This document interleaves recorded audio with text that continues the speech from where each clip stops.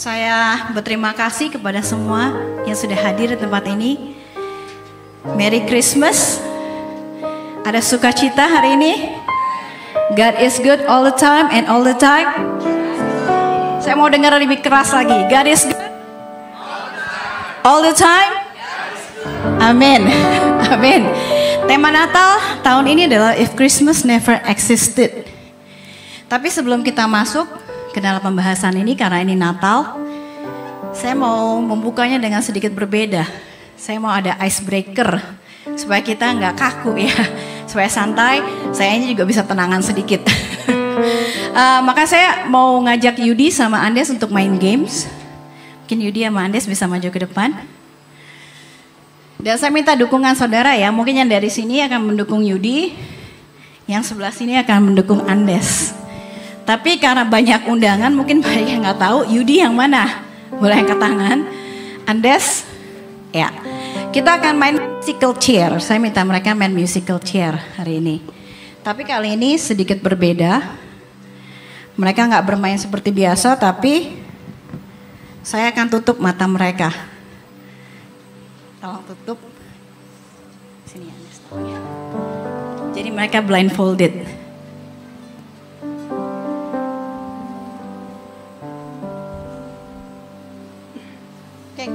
Anda sama Yudi tahu ya cara main musical chair ya. Nanti kita akan mainkan lagu, kalian muterin, jangan lihat kursinya di mana, muterin kelilingin kursi. Lalu nanti begitu lagu stop, boleh rebutan. Siapa yang duduk pertama itu yang menang. Nanti hadiahnya dari Pak Jasa. Oke, mulai Kesia 1, 2, 3.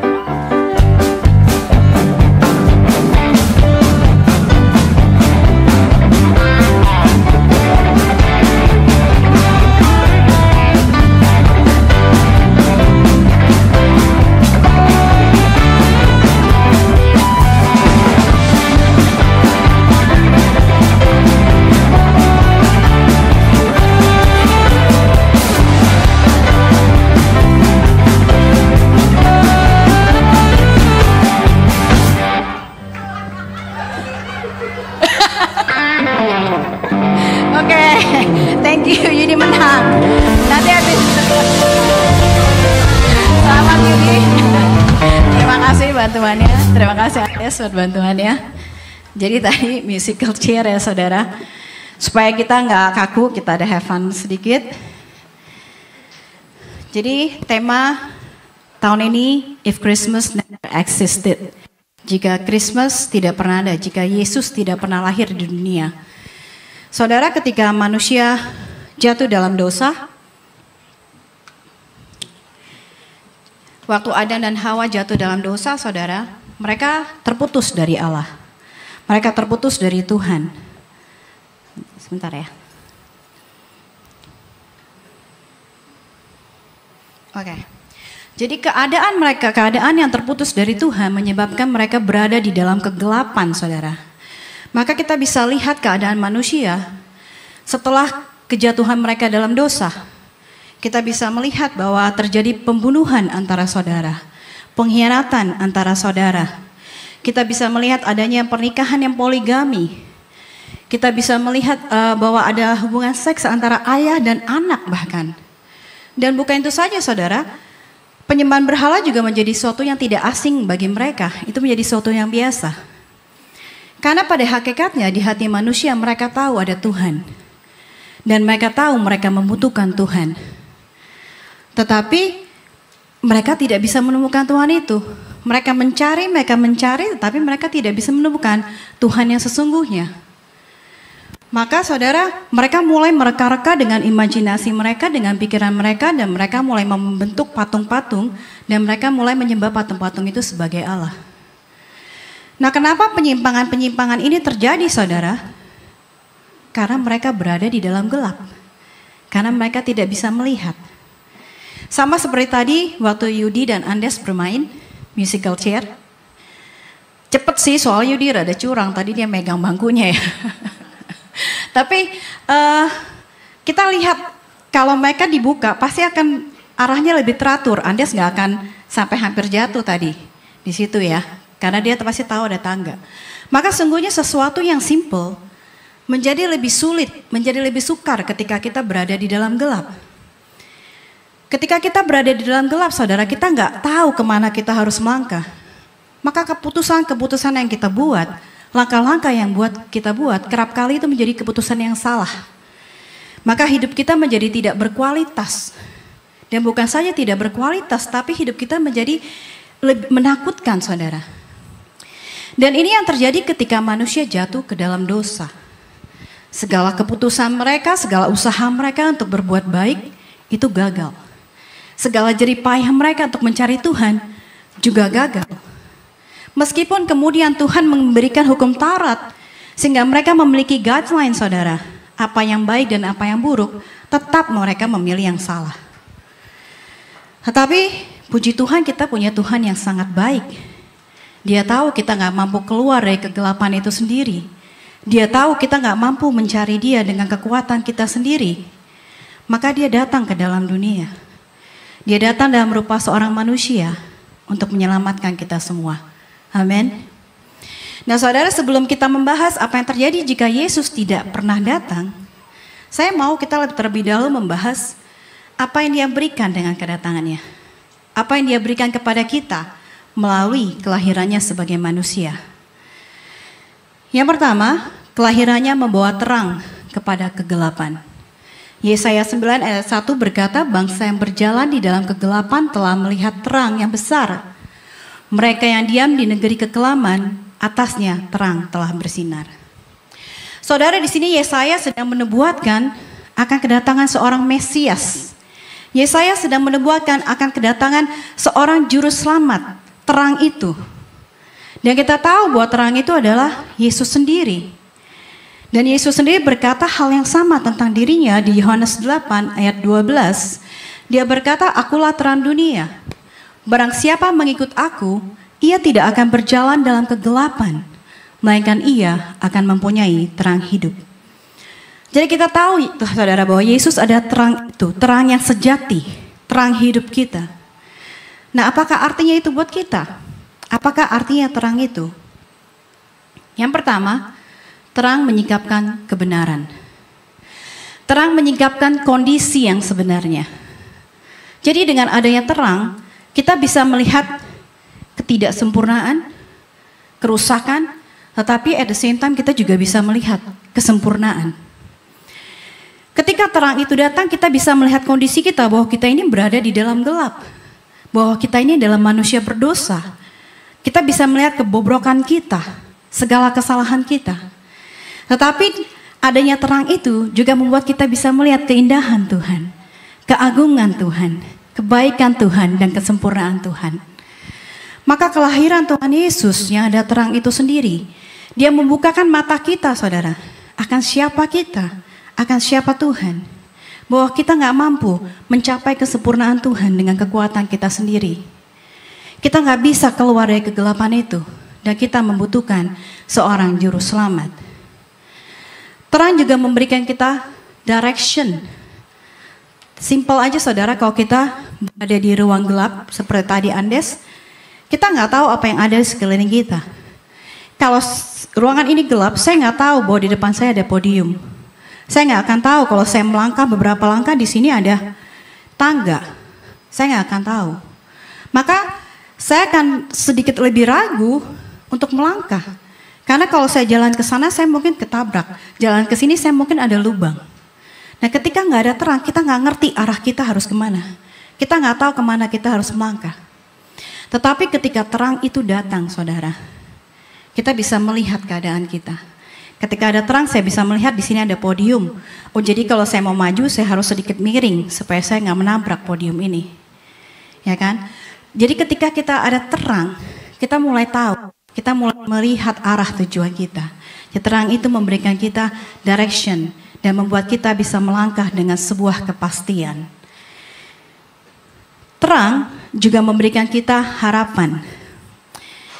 Coba kita bayangkan, saudara, kalau saudara berada di ruangan yang cukup besar, di mana saudara yang nggak familiar dengan ruangan itu, lalu ruangan itu gelap gulita.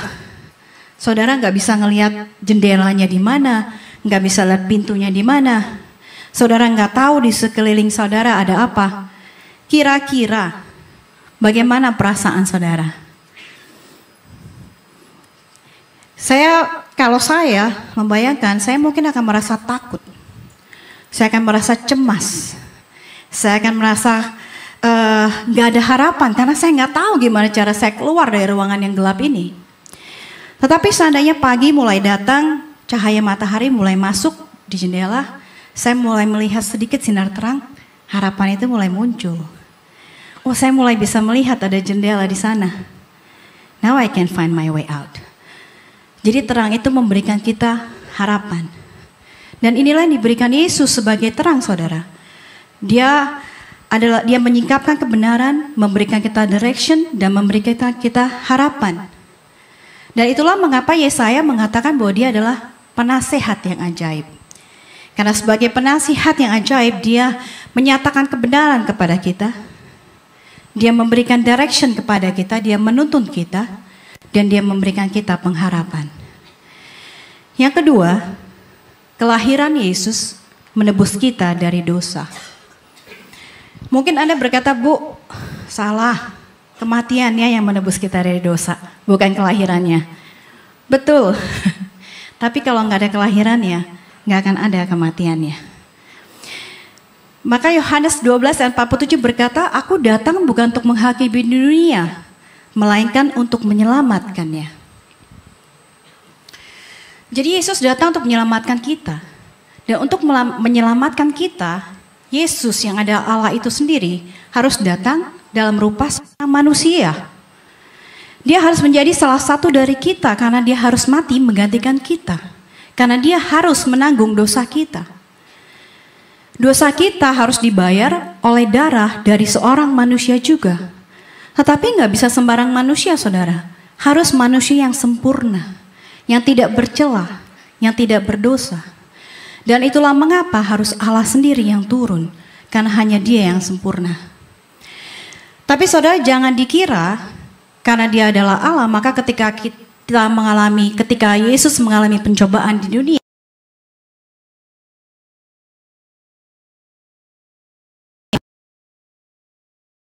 dikira karena dia adalah Allah, maka ketika dia disalib, dia tidak merasakan sakitnya.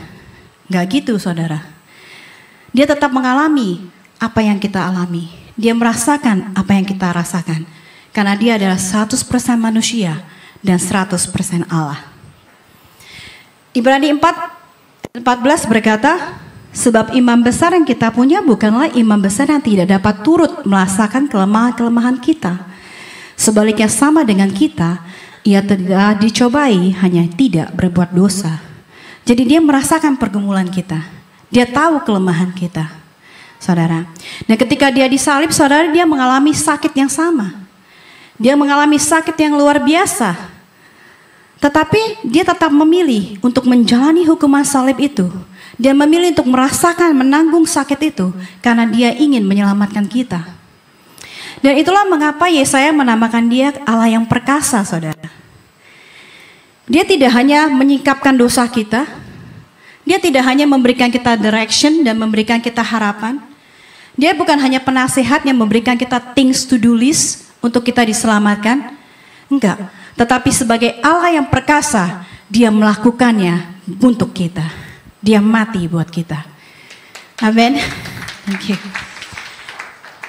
Dan sebagai Allah yang perkasa, saudara, dia tidak hanya menghapuskan dosa kita, lalu selebihnya terserah Anda. Berjuanglah sendiri melawan kedagingan Anda, melawan dosa. Enggak. Tetapi dia memberikan kita kuasa. Dengan mati di kayu salib, dia mengalahkan maut, dan dia bangkit, dan dia memberikan kita kehidupan yang baru. Di dalam kehidupan yang baru itu dia sudah memindahkan kita dari kegelapan kepada kerajaannya. Dia tidak hanya mengampuni kita, maka kita bukan hanya sekedar orang yang sudah diampuni. Tetapi dia sungguh-sungguh menjadikan kita orang benar, sehingga kita bisa bertindak sesuai dengan status kita sebagai orang benar. Itulah Allah kita yang perkasa. Amin. Yang ketiga, kelahirannya memulihkan hubungan kita dengan Allah. Kolose 1 ayat 20 berkata, dan oleh dialah yang memperdamaikan segala sesuatu dengan dirinya, baik yang ada di bumi maupun yang ada di surga, sesudah ia mengadakan pendamaian oleh darah salib Kristus. Kematiannya di kayu salib, saudara, mendamaikan kita dengan Allah. Kematiannya memungkinkan kita untuk bersekutu, untuk memiliki hubungan dengan Bapa. Ingat saudara, waktu Adam dan Hawa jatuh ke dalam dosa, saat itu juga mereka terputus dari Tuhan. Bukan karena Tuhan ingin memutuskan hubungan dengan mereka, bukan. Mereka terputus bukan karena Tuhan stop mencintai mereka, stop mengasihi mereka, bukan saudara. Tetapi mereka terputus karena Tuhan kita adalah Tuhan yang kudus. Dan sesuatu yang kudus tidak bisa bersatu dengan sesuatu yang tidak kudus. Maka dengan sendirinya tanpa Tuhan menghukum mereka, mereka sudah terhukum sendiri. Mereka sudah terlepas dari Allah dan mereka mengalami kematian. Saudara, kemudian kematian Yesus memberikan kita pengampunan dosa itu, menyucikan kita dari dosa kita, menjadikan kita kudus kembali, sehingga kita bisa memiliki hubungan persekutuan dengan Allah. Maka kelahirannya adalah awal dari pendamaian kita dengan Tuhan. Kelahiran dan kematiannya memungkinkan kita untuk dapat memiliki persekutuan dengan Tuhan. Dan maka Yohanes 1 Yohanes 3 ayat 1 berkata bahwa kita ini adalah anak-anak Allah. The moment kita menerima Tuhan Yesus sebagai juru selamat, kita menjadi anak-anak Allah, saudara. Kita bukan lagi seteru Allah, tapi kita adalah anak-anaknya. Menjadi anak-anak Allah artinya kita memiliki hubungan yang spesial dengan Bapa kita di surga.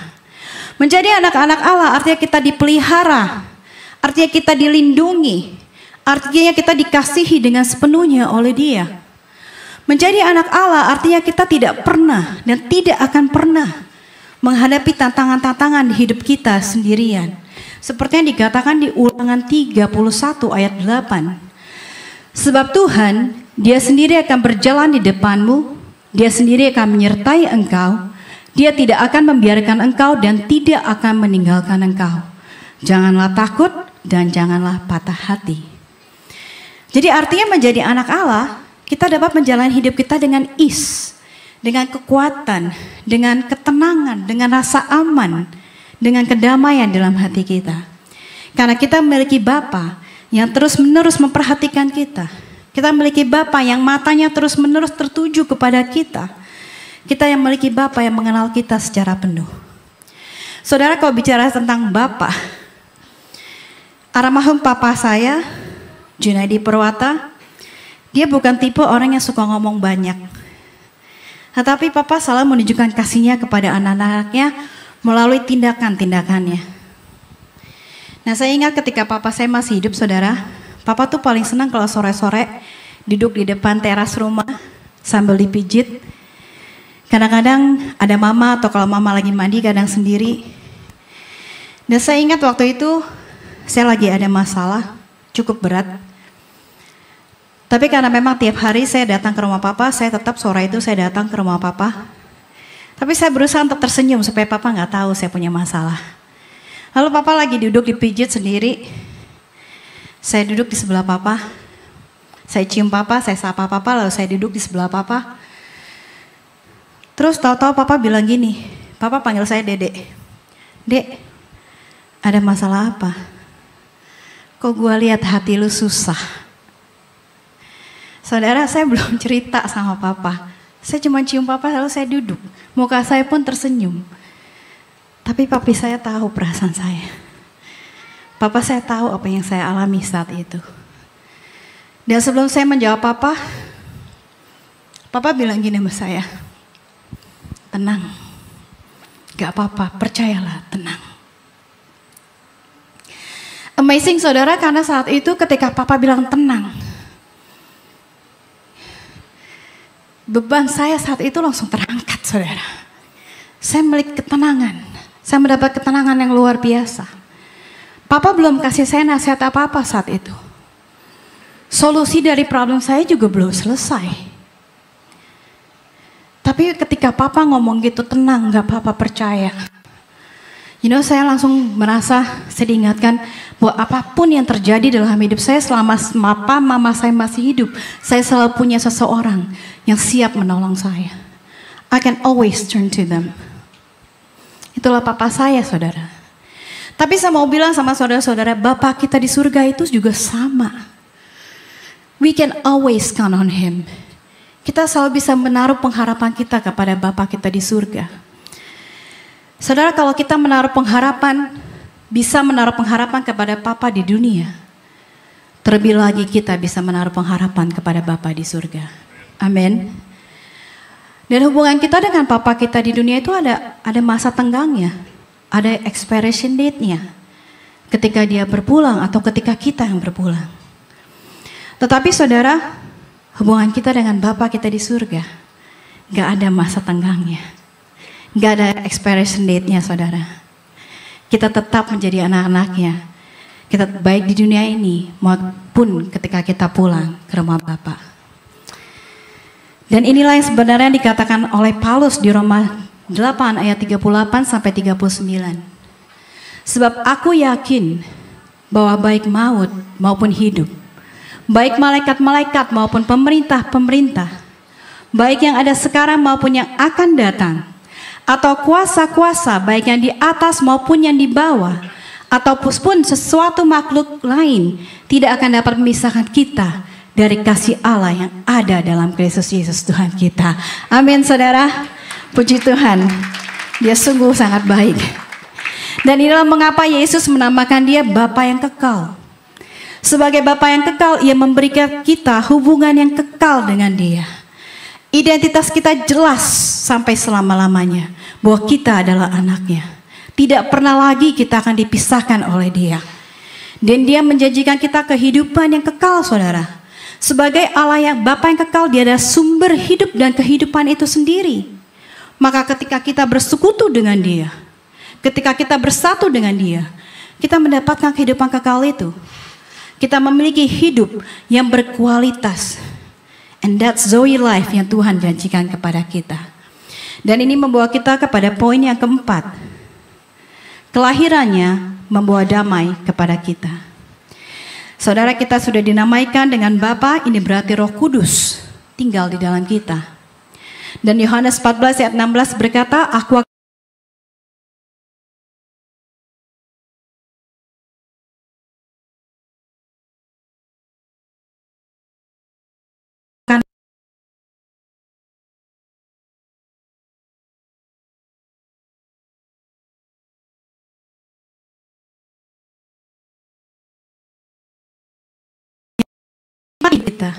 kita memiliki kehidupan yang penuh dengan damai sejahtera.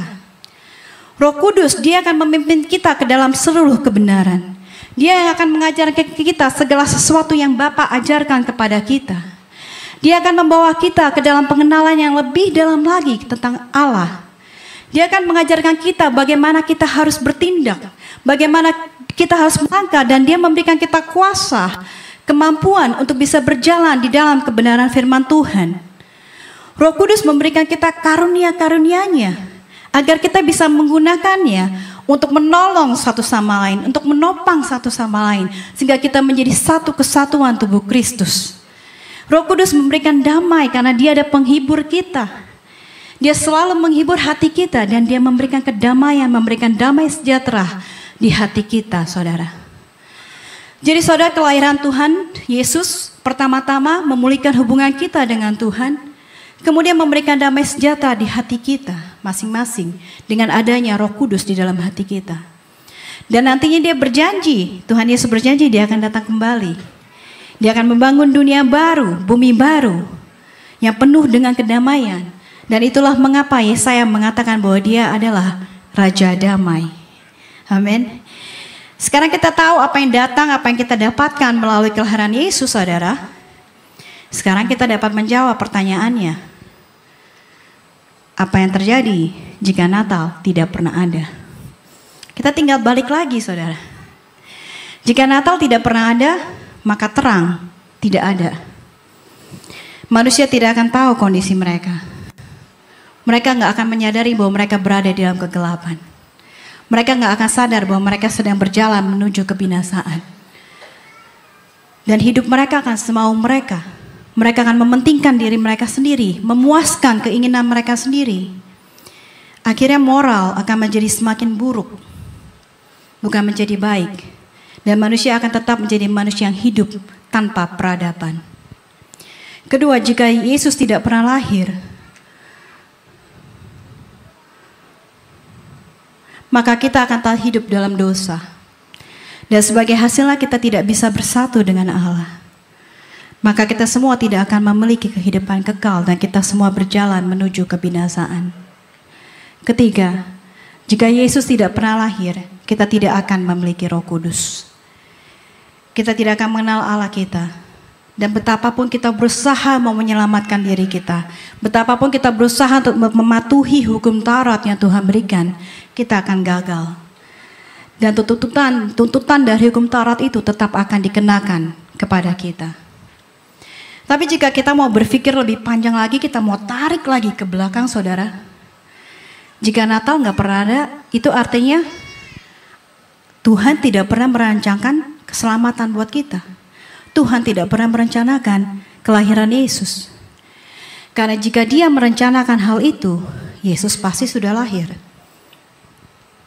Dan kalau Tuhan tidak pernah merencanakan kelahiran Yesus, tidak pernah merencanakan keselamatan buat kita, maka ada banyak kemungkinan, saudara. Salah satunya mungkin saat itu Tuhan tidak akan memberikan kasih karunia kepada Adam dan Hawa. Dan saat itu saat mereka berdosa, Tuhan langsung membinasakan mereka. Karena toh Tuhan tidak planning untuk menyelamatkan.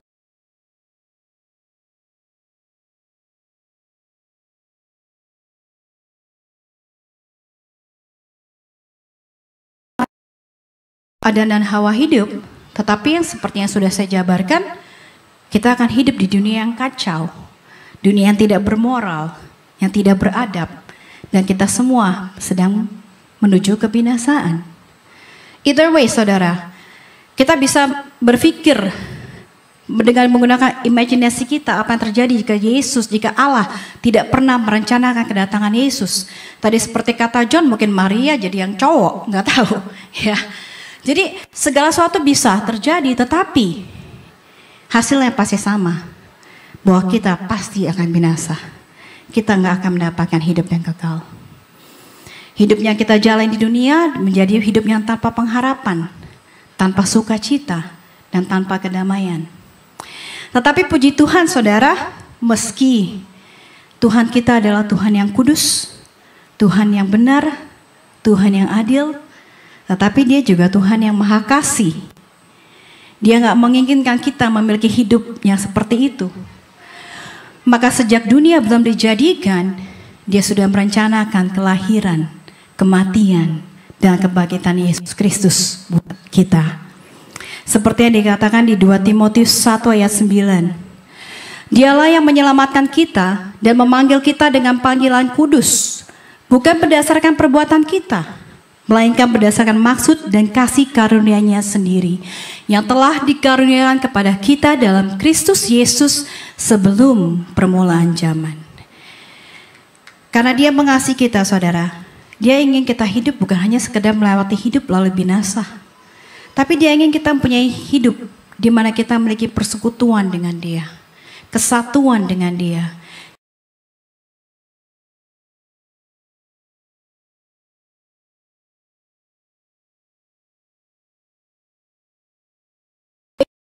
That's how much He loves us. Saudara, bersyukur. Kita harus bersyukur. Karena kita tidak harus mengalami kehidupan tanpa Kristus. Because it would be terribly scary. Akan sangat-sangat menakutkan, saudara. Karena gak akan ada sesuatu pun yang baik yang terjadi di dunia ini. Dan Tuhan kita juga gak mau kita hidup seperti itu. Maka Dia merencanakan kelahiran Yesus dari awal. Jadi mungkin pertanyaannya bukan apa yang terjadi jika Natal tidak pernah ada. Tetapi mungkin pertanyaannya adalah, apakah Natal ada di dalam hatimu?